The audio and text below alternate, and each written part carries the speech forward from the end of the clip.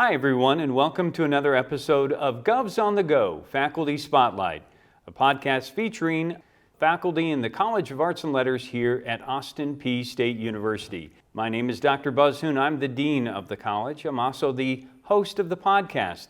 Today, I'm talking with Dr. Stanley Yates, Professor of Music. And thank you, Dr. Yates, for joining us. I appreciate your time on the podcast. I'm delighted to be here.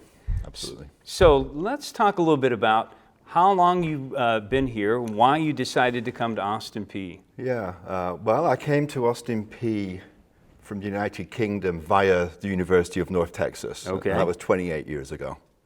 Wow. And I came here for a one-year temporary appointment. The previous guitar professor had left very unexpectedly, and I arrived here, I think, the night before classes started.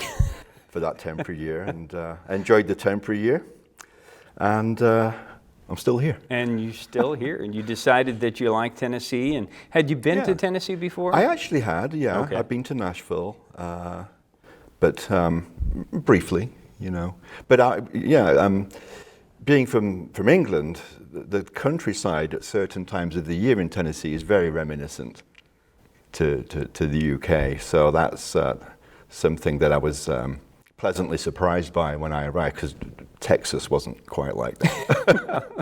Quite different than England. Let's talk a little bit about you are a classical guitarist, and I think that there's the impression that some people have that, you know, somebody that is as talented as you are, there's a lot of it is God-given, and not maybe understanding all the work that it takes to put into that. Can you talk a little bit about how much you have to work at your craft? You know, I'm not a particular believer in talentedness and giftedness. Okay. I think that most people are capable of accomplishing most things if they're willing to do the kind of work and the amount of work that's needed. Now, that if there's a talent, it's that, and it's having the passion. So yeah, it's 99% hard work. Well, you certainly display that, and you've done that by performing all over the world, and that's just a remarkable journey for you. Are there places in particular that you really enjoyed, or I'm sure it's hard to pick out, maybe a performance, a country, a place that you've been? I've played in some pretty highfalutin venues, but it's not really those that I remember. The places I tend to really think back on, are the places where you wouldn't really expect to be playing classical guitar concerts. So I spent a week or two in Bangladesh about 10 years ago, where there's no Western classical music in that country. So to go there and to go to schools every day with the young kids and talk to them about classical guitar and that kind of thing, and just to meet those people, you know, so it's things like that. Or if you go to somewhere like, let's say, Brazil, which is just a different culture, and of course very musical, Hong Kong, you know, just these kinds of places that, you know, the mainland China, that you don't really associate necessarily with a classical music scene. I'm sure that you are so focused on the performance at hand. How do you know, at the end, there must be a wonderful response and afterwards from people after you've played. Is that a good estimation on how they've responded? I find this curious because sometimes I play and I think I've done great.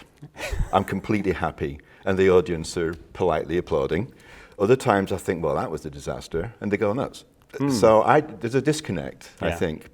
I don't know what it is, to be honest. But they never boo. I mean, Well, I want people to also understand you're not just a performer. You've also have a great list of publications. You've done arrangements. Can you talk a little bit about how you've become such a well-rounded musician? I was always interested in all of it, to be honest. I've been connected to classical music since I was young. I like pop music as well, but I've always been connected to music. When I got an instrument, it happened to be the guitar, there was just no kind of holding back.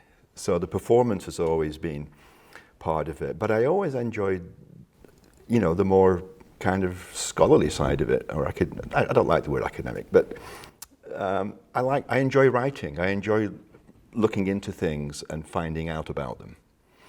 And if I'm looking into something, it's probably something I just can't read a book that exists already. Right. So I'm going to have to dig into it. You find things out. It just seems to be very natural that you would then share that. Share that information with other people. So I don't find it terribly difficult to write. I mean, I take a lot of care over it, but it's just I'm interested in it. I don't know how else to put it, really. The only thing I've neglected, really, is I never fully engaged with my recording career for a variety of reasons, dealing with record labels, basically. I mean, I've got about a dozen recordings, but there should be a lot more. Maybe this is the time I need to do some more of that, But really, it's just all a kind of insatiable interest in music. I just can't get to the bottom of it. And everything that you teach, you mentioned to me, is connected to the guitar and to what you teach. So it's the classical guitar program that I'm dealing with. So there's usually 15 or 16 students in that program, and I see almost all of them almost every day. Mm-hmm. The weekly performance class, their private lesson, ensemble rehearsals, and whatever classes I'm teaching related to the program. So I'm constantly around that core group of students who are around at a particular time. Of course, that's great because you get to know them very well, and they get to know you. And I think it promotes a mentor kind of relationship. And certainly, there's been 80 or 90 graduates probably from my program, from the guitar program. And I'm in touch with at least half of them all the time, So that's a good thing. That is a good thing. And they're doing well. I mean, so many of them have managed to do something with this, which is a relief. And I would imagine that each one of them it's not just a standard, here's how you're going to play. How do you bring out the strengths, or how do you help a person find what their real talent is? Yeah, there's a balancing act there, because certainly you're aware of pitfalls that you want them to avoid.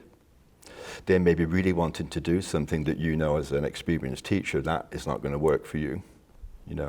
On the other hand, you don't want to discourage them from finding their own voice and being creative.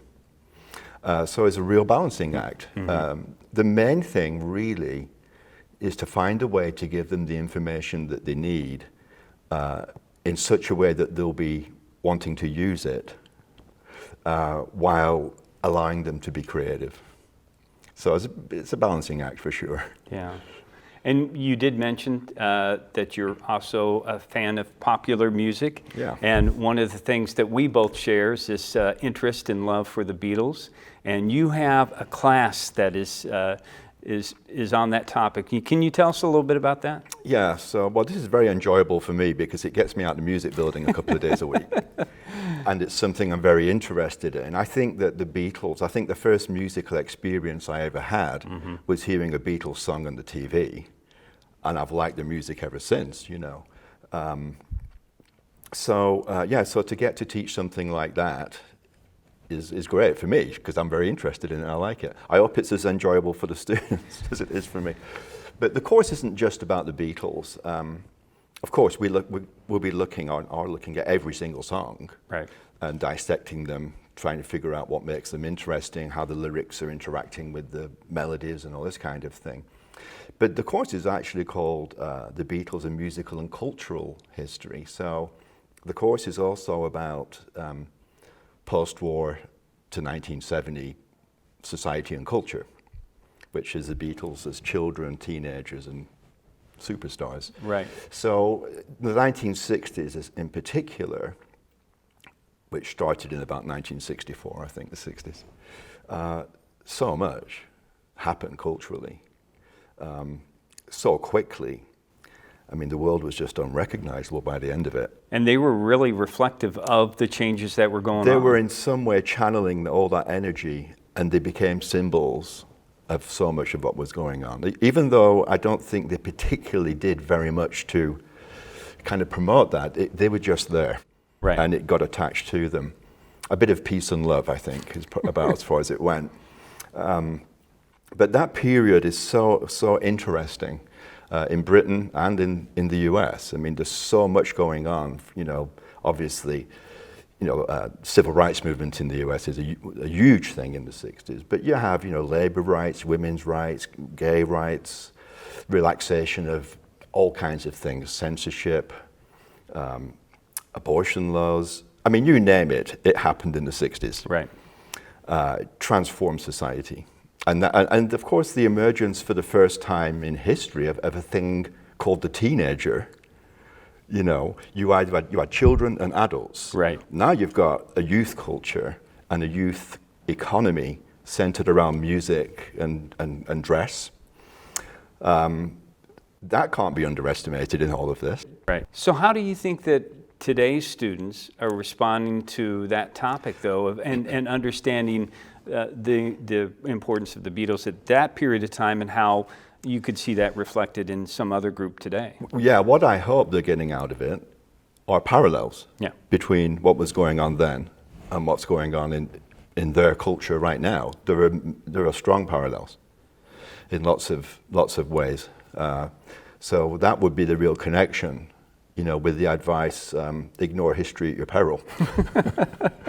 So a lot about that. Of course, there's so much material here that it'd be enough for, half a dozen courses. But that's what I'm attempting to do, is use the Beatles' music as a way to develop their active listening to music and understanding of music, as a way to look at these broader issues, cultural and social issues. And beneath all of that, the idea is to get them writing well. Yes, absolutely. And this is the motivation, and this is the motivation of why we teach. I mean, this is, I hope they appreciate that they have such not only a great teacher, but also an opportunity to examine an issue that is maybe not available to a lot of people. Yeah. I'll find out when the evaluations come in. But I'm constantly thinking about this course. I mean, I don't think I've ever put quite this much work into a course. There's so much stuff. Writing listening guides for every song, going through what was going on that month, and so it's a lot of work, but it's very enjoyable. It's rewarding, I guess, is the word. It's rewarding for me. I think they're enjoying it. Well, I'm sure they are. They're identifying all the songs, so they must be doing well. And I hope that not only you're enjoying it, but that in the future maybe you will offer it again. And since I didn't have the opportunity to enroll, maybe I can take it in the future. I think half the faculty will probably want to take it, if it was open to them.